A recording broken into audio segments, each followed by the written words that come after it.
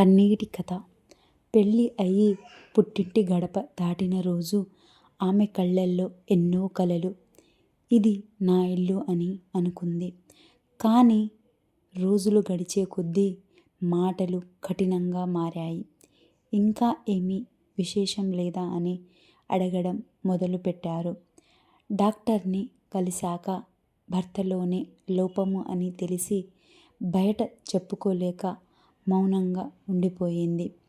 చిన్న తప్పుకి పెద్ద నిందలు. ఆమె నవ్వు మెల్లగా తగ్గిపోయింది. కన్నీళ్లు మాత్రం పెరిగిపోయాయి. తల్లి ఇంటి జ్ఞాపకాలు గుర్తొచ్చినప్పుడల్లా ఒంటరిగా గదిలో కూర్చుని ఏడ్చేది. ఎవరు ఆమె మనసును అడగలేదు.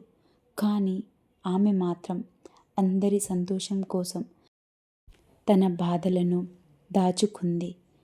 అది ఓ కోడలి హృదయం నవ్వులో దాగిన కన్నీటి కథ. తదుపరి ఎపిసోడ్ కోసం నా ఛానల్ని సబ్స్క్రైబ్ చేసుకోండి. Thank you. Follow for more.